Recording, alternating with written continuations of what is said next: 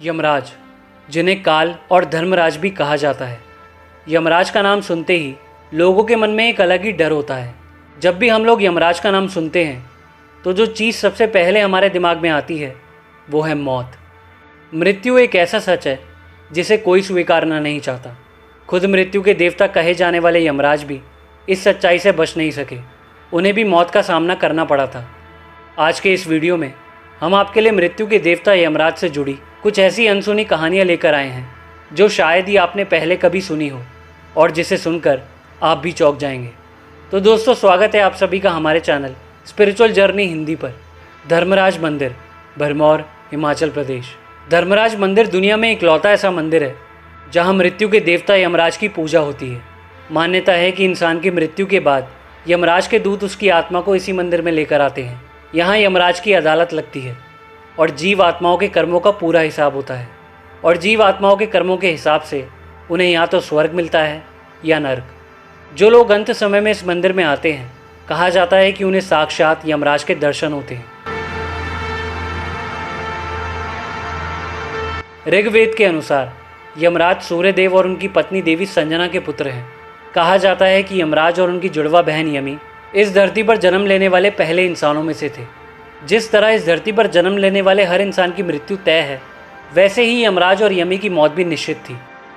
वेदों के अनुसार जब यमराज की मृत्यु हुई तो वो इस धरती पर मरने वाले पहले इंसान थे।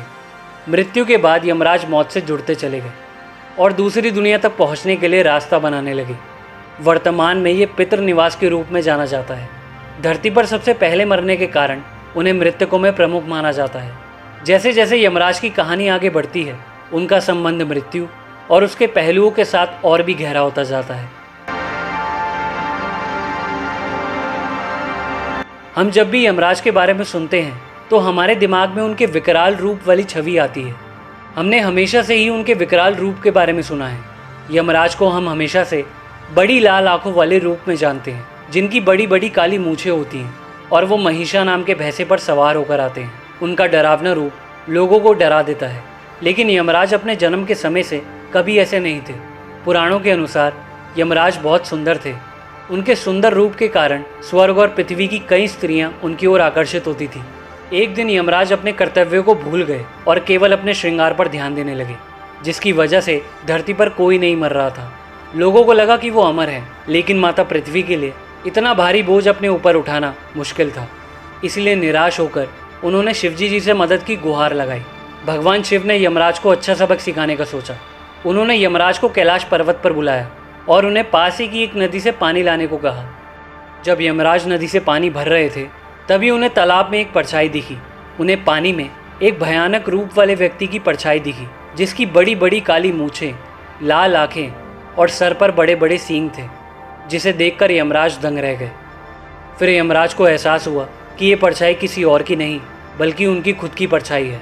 तभी यमराज भगवान शिव के पास वापस गए। जब तक यमराज भगवान शिव के पास पहुँचे, तब तक भगवान शिव ध्यान में लीन हो चुके थे। अपना नया रूप देखकर यमराज भयभीत थे। उन्हें समझ नहीं आ रहा था कि वो करे तो करे क्या। अपने नए रूप से परेशान यमराज भगवान विष्णु की तपस्या करने लगे। कई सालों की कड़ी तपस्या के बाद भगवान विष्णु यमराज की तपस्या से प्रसन्न होकर उनके सामने प्रकट हुए और यमराज से वरदान मांगने को कहा। यमराज ने भगवान विष्णु से अपने पहले वाला सुंदर रूप वापस मांगा। ये सुनकर भगवान विष्णु ने कहा कि वो उन्हें उनका पहले वाला सुंदर रूप वापस नहीं दे सकते, लेकिन वो उनके सर पर लगे बड़े बड़े सींग हटाकर किसी दूसरे जीव को लगा सकते हैं और वही जीव यमराज का वाहन बनेगा।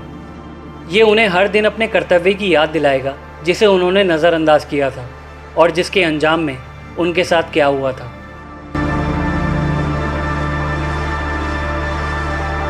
गरुड़ पुराण के अनुसार मृत्यु से कुछ मिनट पहले इंसान को अपना पूरा जीवन फ्लैशबैक में दिखाई देता है, जिसमें वो अपने जीवन में बिताए गए हसीन पलों को देखता है। उस समय व्यक्ति को ये आभास हो जाता है कि उसकी मृत्यु निकट है। लेकिन उसके अलावा यमराज हर इंसान की पूरी ज़िंदगी में उसे 4 पत्र यानी 4 चिट्ठियाँ भेजते हैं, जो इंसान को उसकी मृत्यु निकट होने का संकेत देती हैं। पुराने समय में एक अमृत नाम का व्यक्ति था जो मृत्यु से बहुत डरता था। इस कारण वो मृत्यु के देवता यमराज की तपस्या करने लगा। अमृत की तपस्या से प्रसन्न होकर कई वर्षों बाद यमराज ने अमृत को दर्शन दिए और अमृत को वरदान मांगने को कहा।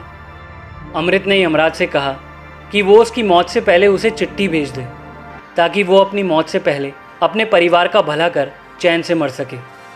यमराज ने उसकी बात मान ली और उसे चेतावनी दी कि मौत का संदेश मिलते ही वो अपनी तैयारी शुरू कर दे।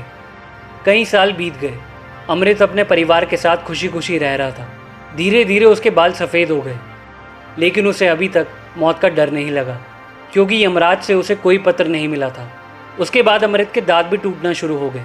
उसके कुछ समय बाद अमृत की आंखें भी कमज़ोर हो गई, पर अमृत अभी तक बेखौफ था क्योंकि अभी तक उसे कोई पत्र नहीं मिला था। उसके कुछ साल बाद उसे दिल का दौरा पड़ा। उसका शरीर पैरालाइज्ड हो गया।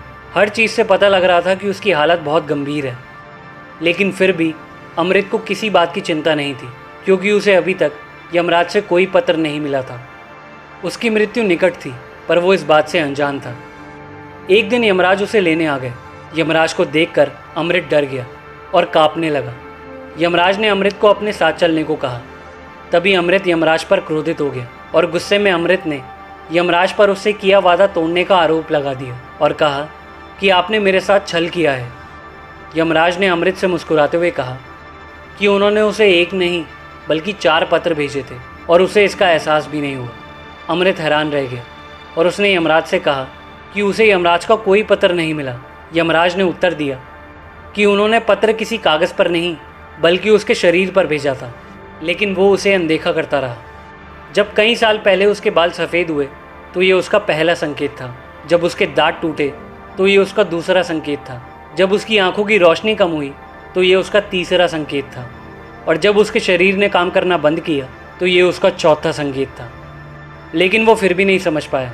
इतना कहकर यमराज अमृत की आत्मा को अपने साथ ले गए। ऐसा कहा जाता है कि जब मृत्यु का डर खत्म हो जाता है तब इंसान भगवान से दूर हो जाता है, और जब व्यक्ति यमराज के 4 पत्रों को अनदेखा करता है तो वो यमराज के नियंत्रण में आ जाता है। तो आज के लिए बस इतना ही। आई होप आप लोगों को वीडियो पसंद आई होगी। वीडियो पसंद आए तो वीडियो लाइक करना, ऐसी ही वीडियोस के लिए हमारे चैनल को सब्सक्राइब करना और बेल आइकन भी ज़रूर प्रेस करना। मैं मिलता हूँ आपसे नेक्स्ट वीडियो में। बाय, टेक केयर, हर हर महादेव।